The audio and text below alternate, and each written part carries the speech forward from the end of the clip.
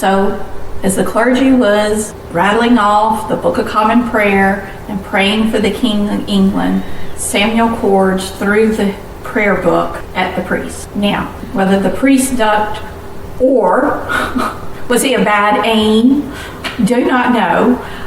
The book did not hit the priest, the clergyman, and shortly after he left St. Stephen's Parish, the priest did. You are listening to Historyman, the platform for historians, curators, and authors to tell their stories of the American Revolution, walk in the footsteps of heroes, and proclaim freedom reigns. On today's episode, we are visiting Berkeley County Museum again with Shanda Phillips. Shanda, tell us a little bit about what you do here, and let's get into the stories today. We have welcomed visitors from all over the United States and other countries. Last year, we had over 9,000 visitors. Almost every state in the Union has visited the Berkeley County Museum. We keep a log of all of our visitors, and we have visitors from Germany, China, England. So you're actually the chairman of the board. Yes, I am. And the board of directors and the vice chair of the 250th. You wear a bunch of hats around here. I do. I am vice chairman for the Berkeley County 250 Commission. We are looking to expand the stories of Berkeley County through exhibits, oral history, and additional research, because we know there are many lost characters here in Berkeley County that need to be documented and their story told. So one of the stories that we're going to tell today is featuring Louisville Plantation. Now, we talked about this leading up to this episode. This was a barony first. Yes. And when we talk about a barony, we're talking about the Lord proprietors and how they set up almost a commerce type colony here in the southern part of the New World. So one of the things when we started doing research that we've read is that the Lord proprietors and the government would say, okay, you need to move out of Charleston. You need to find more land and take into more areas for growth, goods, people. So up the Cooper River, they traveled, and Fairlawn Barony was one of the first baronies that was named. Out of Fairlawn Barony, there are a number of plantations that came out of that parcel of land. One being Louisville, Jippy, Stony Landing. There are other ones, different baronies in the area that came from these baronies that the Lord proprietors created. So let's talk about Louisville. Okay. Louisville Plantation is on the banks of the Cooper River. During the American Revolution. Well, hang on just one second. The Cooper River, where does it start? Where does it end? So the headwaters of the Cooper River are right outside Berkeley County Museum. Okay. When you come visit the park, and located in Old Santee Canal Park, you can walk down and you can actually be on the banks of the Cooper River. So the headwaters are here, and it travels all the way to Charleston. You'll hear people refer to the East Branch and the West Branch. If you're talking to many of the older families that have been here, they will ask, which branch do you live on? Do you live on the East Branch or the West Branch? Is there a rich and poor branch? No. It's no different than today. If you're on a river property, you're on the rich branch. I got you. So by river, how far is Charleston? Ooh, probably only about 25 miles. By road, road, I'll have to do that in time. By road, it's about 30 minutes to an hour, depending on traffic nowadays. I get you. One of the things about the plantations or the baronies on the river, it's an interesting little story, is that they would build trunk system. Because remember, you had the plantations and they were used for rice fields. The number one crop here in Berkeley County was rice. They would go onto the banks of the Cooper River and they would actually build a dike system, and it would have a trunk is what they call. And we have a model of a trunk here in the Berkeley County Museum. And the trunk is really just a pipe, and it opened and closed, and you controlled that with the tides. So you would flood your rice field or you could drain your rice field. So that was the number one crop here. Now, did that number one crop give way over time to another crop, or what? Indigo was still grown here. Many of the property, the plantations and the farms and the barony, indigo was still a crop, but rice became the number one, and then later cotton more inland, but not around the river. Okay.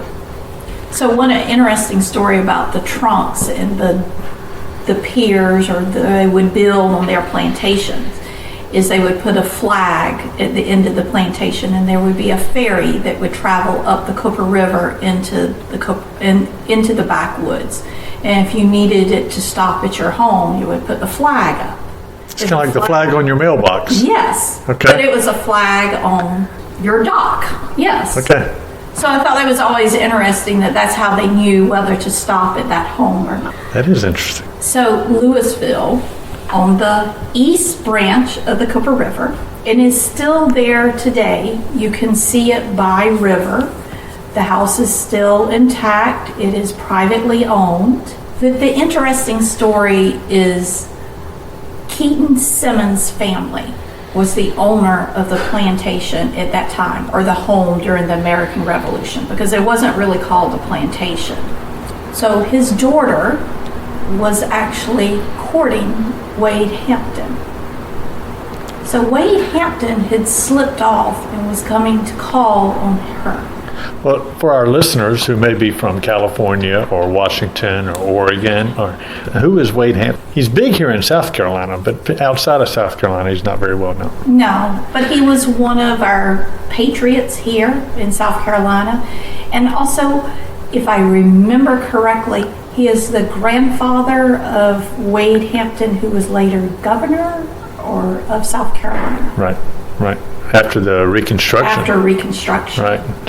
So very controversial family, yes. Very controversial figure, but nonetheless very brave during the Revolutionary War. Yes. So her family, they were looking out and they could see the British ships traveling down the Cooper River, coming inland here to Fort Fairlawn. So when she saw that, she knew that he was supposed to be calling. So she sent her slave to go meet him ahead of time, and the slave met him and told him the British are parking, they're coming down the Cooper River, and they are going to be here at Louisville Plantation. So Wade Hampton left and went and retrieved a group of patriots. They came back and they fired on the ships. The ships were sunk in front of Louisville Plantation, Louisville home. Now, that's not the story on The Patriot, the movie The Patriot. No. Okay. So this is the story about the Patriot that we always qualify when you come here to the Berkeley County Museum. The Patriot is loosely, and I'm going to say loosely, based on Francis Marion and the various stories. So it could be similar to the story in The Patriot, but The Patriot is not exactly correct. It's the Hollywood version of Francis Marion. But the ships were sunk. They stayed at the bottom of the Cooper River till in the 80s, where then divers, as part of South Carolina Archives and History, retrieved the cannons. The cannons are now here on display in the Berkeley County Museum. One interesting thing of one of the cannons, our director, Chelsea Proper, has been able to research and has been able to find the foundry where the cannon was actually fired in England. And we have the King's proof on the cannon. When you say King's proof, you're talking about like a stamp? It is a stamp on the actual cannon. Well, now that is cool. And then we have its markings, because you had to know how much it weighed so you know to balance your ship. So we have that cannon, we have a second cannon, and then we actually have a swivel gun. Well, the unique thing about a swivel gun is the post that it sits on. Normally those do not survive. However, that piece survived, and we have that. And then we also have the bilge pump from the ship that you can see. So how did they sink the ships, though? That part is lost in part of history. We know they came back. We know they fired, but we're not real sure about that piece.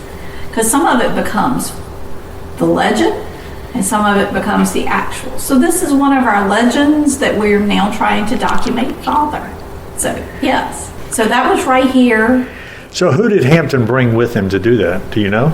I do not know. That's the piece that we're working on now, trying to research.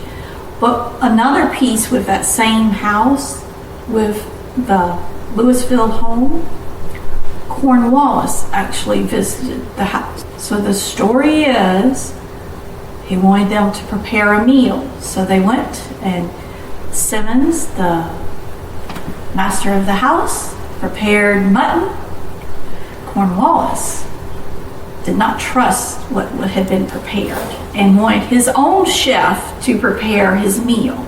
So then they had to go and kill the mother of the lamb because he would not eat what was prepared. The other part of the story is the lady of the house, Mr. Simmons' wife. Cornwallis invited her to have dinner with him in the dining room, which she refused. No man was going to invite her to a dinner in her own home. So she stayed. She did not have dinner. During the meal, Cornwallis asked for mead. The owner of the house, Mr. Simmons, said, "Well, here is our mead." "No, that mead is not good enough. I will have mead that has been brought and traveled with me." And he brings out the bottle of meads. Simmons recognized the bottle of mead was not from Britain, but was actually from another home that Cornwallis had raided earlier, but he never told where the mead came from. So after the episode with the cannon and the meal with Cornwallis, Simmons left his home and joined Francis Marion's group and continued to fight in the American Revolution. Do we know what happened to Simmons after the Revolution? Later on, retired back to his home, and he actually is another interesting individual from Berkeley County, in that he was in Charleston when Charleston was captured, and they actually sent him home, and he was supposed to be, is now we would say, house arrest. He was supposed to stay in house arrest, but after that episode with Cornwallis, he abandoned his house arrest. That's a good story. There are many stories of Francis Marion during his life, after his. One of the things with Francis Marion is that he was known to also to his men to be very fair to the British. And there was an episode, and I don't know exactly where this skirmish took place, but they were actually going to hang a British officer. And he told them no, that was not his method of operation. Now, was Snow Island in Berkeley County? No, Snow Island is not in Berkeley County. It's actually in Florence? It's actually outside of Florence. Okay. We know that Francis Marion did have camps here, but Francis Marion was never known to stay in one camp very long. He was born here in Berkeley County at Goatfield Plantation, and he lived in Berkeley County till he was about 11, 12-ish, and then moved to Georgetown County and lived in Georgetown County, but it then returned to Berkeley County. I think as I've gotten involved in these podcasts, a lot of the areas that are really kind of passed over now because of the interstate system, and first the railroads and then the interstate systems, the areas that really are rather rural now were very significant back then in the Revolutionary War. Kingstree would be one of those places. And I'm going to tell you another one. Okay. It's St. Stephen's. Okay. So St. Stephen's Episcopal Church is 269 years old. It was founded actually as part of the parish system. They took out of the French Santee, they created St. Stephen's Parish, and it was the English parish and then the French parish, being St. James Santee.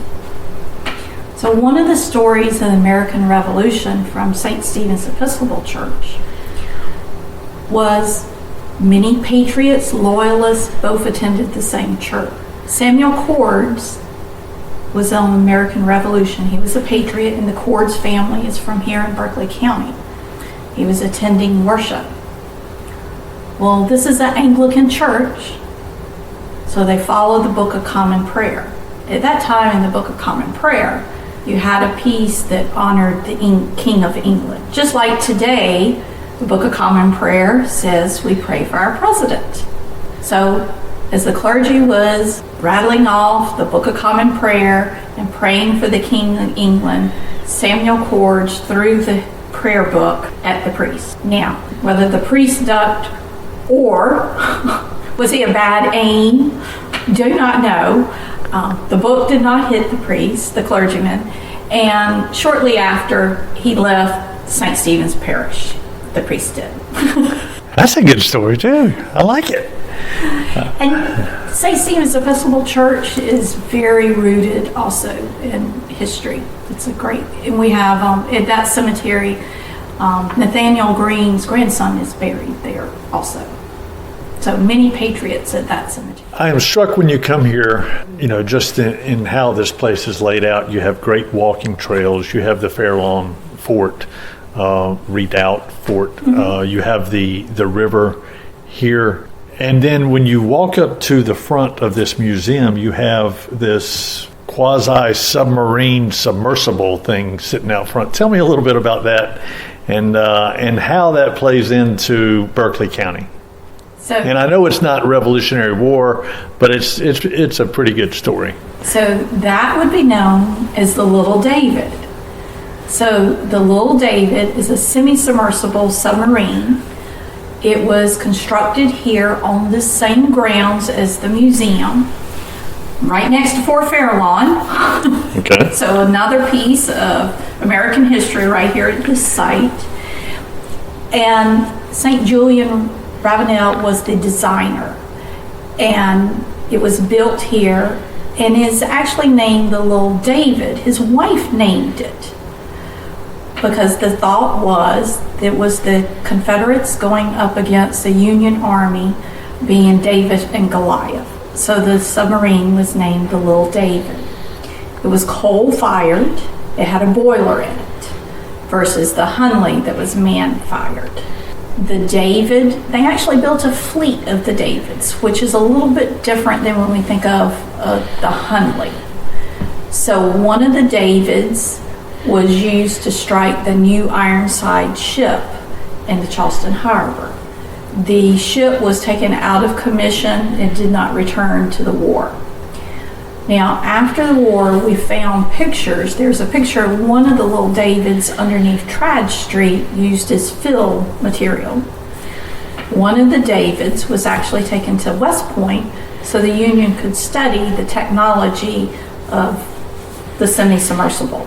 And then some of the other ones were just used probably as fill, scrap material. So the model that we have is based on the drawings and the information that we have all on the Little David. So it gives you a first-hand look. You'll see the torpedo piece at the end. That was the ram to ram the ships. So that's a piece of history that we have here at the museum. We have lots of other Civil War type items. The other thing on the grounds here at the museum that we're working on, we have actually a one-room schoolhouse that is open just for special events, and that's owned by the Berkeley County Historical Society. And then you'll see two little cabins. Now the little cabins go back to the 1940s, and that's a working in progress exhibit. But the exhibit is going to tell of the lives of the men that built Lake Marion and Lake Moultrie. Those are actual cabins that were used during the construction. They could have been houses, medical facilities. One of the things that people in South Carolina forget is that into the 1940s, malaria was still an issue here in South Carolina. And when we talk about American Revolution, that was one reason. Another reason that people were moved inland is they felt like if they moved in the pineland villages or the pine trees, they would escape malaria and yellow fever. So that was another reason that land up the Cooper River and the Santee River was started. It's a great little museum, and I say little, it's not really a little place. I mean, you talked about 80 acres, I think, at one point. So in Fort Fairlawn, that tract of land, there's 80 acres. That's about 2 miles of walking trails. And again, the Santee Canal Park, we have additional walking trails. The museum is a little over 5,000 square feet. We actually are working on documenting our collection, and we have over 5,000 artifacts. So when you walk into the museum, you're struck by a dugout canoe that's up on the wall here. Was that found here, and can you trace that back to a time period? Actually, it was found here at this site. So when Santee Cooper was building the old Santee Canal Park, and they were building the Interpreter Center, and the canals and the boardwalk, the dugout canoe was found on this site. So it is housed in the museum. Now, unfortunately, we do not have any other information. There's been no carbon dating or anything like that done. We're a small museum. But it's a very unique and informative museum too. You can tell that y'all put a lot of work and a lot of research into this museum. Tell me a little bit about some of the Revolutionary War artifacts that you have here. So a couple of things. As you walk through the museum, you will go into the American Revolution section. We have various paintings of Francis Marion. One of them, it features the sweet potato dinner. Tell me about the sweet potato dinner. So the sweet potato dinner... Because there's several different paintings on that. Yes. So tell me about the sweet potato dinner. So this is a little legend and history all in one. So the story is that Francis Marion was doing a prisoner exchange with the British officers. And they were in the woods meeting at one of his camps. And as a gentleman does, he offered, "Please join us for a meal." And the sweet potatoes is what was brought out to serve the British officer. The British officer was highly upset and went back and reported, how could they ever fight these rebels that would be willing to eat sweet potatoes? Nowadays, we all eat sweet potatoes, but that was an insult. So one of our paintings actually represents the turned up look of the British officer's face at being served a sweet potato dinner. We also have Esther's from the DAR group. We have one of her dresses, which was Francis Marion's wife. We have lots of uniforms. We have a very generous donor who has loaned some eyeglasses. I think are very interesting to think that someone still had eyeglasses in the American Revolution time, but they were here. So we have a set of eyeglasses. We also have a section that is attributed to local modern versions of Francis Marion, being the Patriot movie. We have some of those. We have a Marion game that people actually played. And lots of people do not realize Disney had a whole TV series featuring, was his name Leslie Nelson? Leslie Nelson from Airplane, yeah. And have a little song. And there was a song of Francis Marion. So we have those items. So they use the old Robin Hood costumes from the set. So it's cheaper for them to use that, but it also is a nice little parallel with how Francis Marion was seen in the community, that sort of thing. So. One of the things I think is interesting in the museum is, yes, we have a uniform. However, we have an item, we have clothes that would have been more of a backwoods country a true fighter. And I think of my own history and think that's probably what most of our patriots would have been wearing. Leggings, leather clothing, a hat. Right. Very simplistic. Right. Because they were militiamen who had left their farms. Well, I've got to ask you this question that I ask all my guests, or try to ask all my guests. What does liberty mean to you? So, liberty to me would be freedom. And I think that's something we take for granted. I met a very unique, lovely lady a couple of weeks ago, and she was explaining to me growing up living in China and how in a country such as that, every day you say a pledge to your government, your leader, and it's to the leaders, not to the government. And you do what your leader tells you to do. We're so blessed that we have the liberty to make those choices. We have the freedom. We choose where we go to worship. We have the freedom to become what we want to become. We have the freedom to spend our money where we want to spend it and have our own money.